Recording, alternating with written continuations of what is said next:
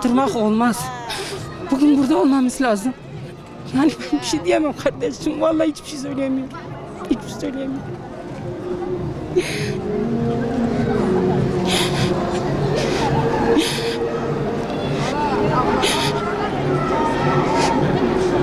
Yani bugün evde eğer oturuyorsak, evde yatıyorsak imanımızdan şüphe etmemiz lazım. Bu zulme susuyorsak yazıklar olsun bize. Yazıklar olsun bize, yazıklar olsun bize. Ben başka hiçbir şey söylemiyorum kardeşim. Evde oturmak olmaz.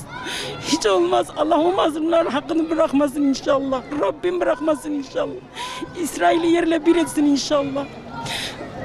Artık çocuk ölümlerinin durdurulmasını istiyorum. Savaşın durmasını istiyorum. Çünkü savaş dedikleri şey sadece ölümden ibaret. Sadece çocukları öldürüyorlar.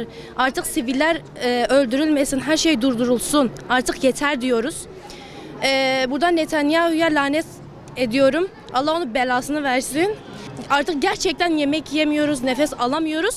Çünkü çocukların cesetleri bile ortada artık yok. Artık çocuklarını insan göremiyor, bulamıyor. Babaların elinde çocuklarının kolları, bacakları var. Artık poşetlerde onların cenazelerini taşıyorlar.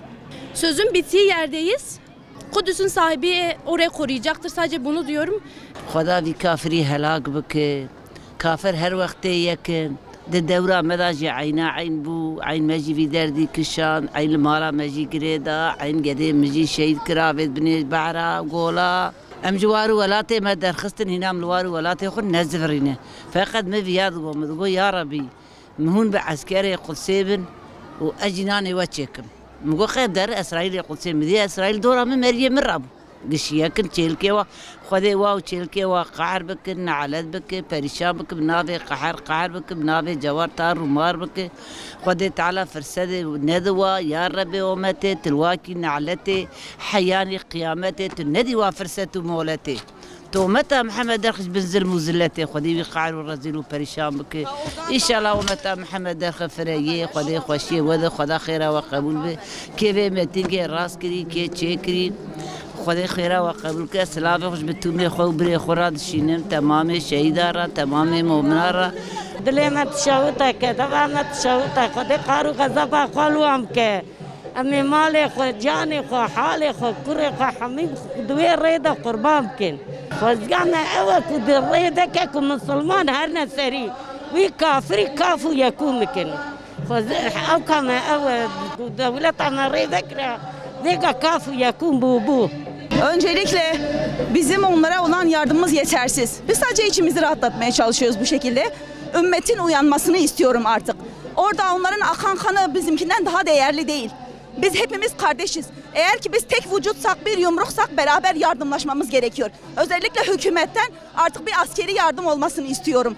Böyle cılız seslerle artık bir şey yapılmayacak.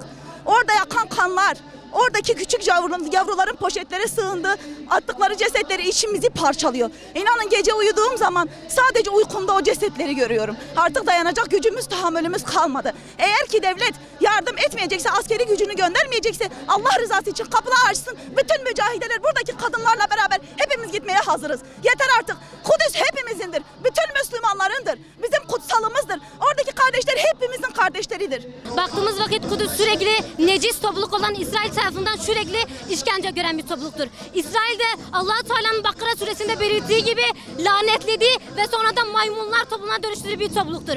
Ve bizim Kudüs kırmızı çizgimiz ve bir davamızdır. Kudüs bizim büyük bir davamızdır ve biz davamızı maymunlar topluluğuna emanet edecek değiliz. Ve İsrail'e baktığımız vakit çoluk, çocuk, kadın, genç demeden sürekli insanları şehit etmektedir. Baktığımız vakit Kudüs artık ne toprak, ne din, ne ırk meselesidir.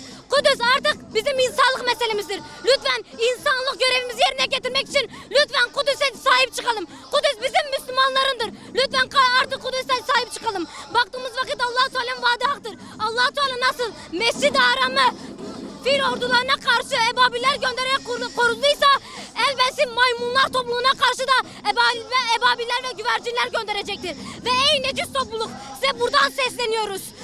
Bizi şehadetle teyit edersiniz. Lakin şehadet bizim bir sevdadır. Biz şehadet için yaşar ve büyürüz. Biz ya şehadet ya zafer diyerek direnişe devam edeceğiz. Ve biz Filistin'i size mezar eyleyeceğiz. Ve Ve bunu da buradan devlet başkanlarına sesleniyoruz. Lütfen fiili bir yardıma geçin. Ve kardeşlerim lütfen boykot ürünlerini kullanmayalım. Dua edelim. Ve devlet başkanları sizin işiniz miting yapmak değil. Sizin göreviniz fiili bir yardımı düzenlemektir. Herkes kendisine düşen görevi yapmak zorundadır. Şu an burada toplanmamızın asıl sebebi çocuklar ve annelerin artık öldürülmemesidir. Biz artık artık durdurulmasını değil, artık bir an önce buna bir çözüm bulunmasını istiyoruz. Sürekli gündeme getirip sürekli konuşmaktan da bıktık aktık. Hayal ediyoruz artık konuşmaktan, çünkü orada her gün her videoda bir çocuğun cesedini görmek zorunda değiliz. Bir çocuğun öldürülmesini görmek zorunda değiliz. Yeter artık, bu çocuklar ölmesin, istemiyoruz. Sizin siyasetinizi de konuşmanızı da istemiyoruz artık. İcraata geçin, lütfen icraata geçin. O çocukların hatırına ya. Her gün bir çocuğun başı, gövdesi başka bir yerde ya. Sizin vicdanınız nasıl kaldırıyor bunu? Artık lütfen bir icraata geçin, artık bir şeyler görelim. İlk öncelikle bizim buraya gelmemizin sebebi kutsal mabedimiz olan Kudüs'e yapılan işgaldir. Kudüs hepimizin ortak davası, ortak sevdasıdır. Şimdi baktığımızda arkada da bakın kefenlerde bebekler var. Peki biz bunları neden yaptık? Biz bunları anlatmak istiyoruz. Oradaki çocuklar, oradaki kadınlar, oradaki siviller vahşice hiçbir şekilde haklı olmaksızın öldürülüyorlar. Biz de bunu biz de bu şeyi tepki gösterilmesi amacıyla yapıyoruz bu programları. Unutmayalım ki Kudüs hepimizin ortak davası, ortak sevdasıdır. Ya zafer ya şehadet diyerek yola çıktık. İnşallah bu ikisini elde etmeden durmayacağız. Mavi Marmara saldırısında şehit olanın bir sözünü söylemek istiyorum.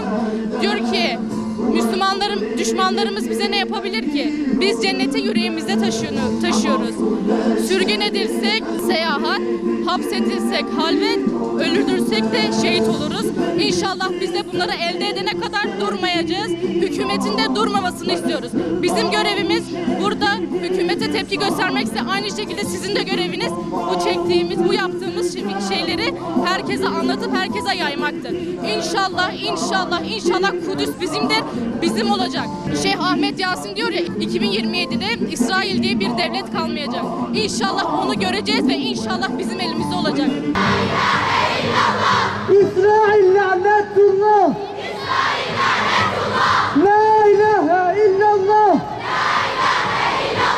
Amerika lanetullah. Kasaman billah.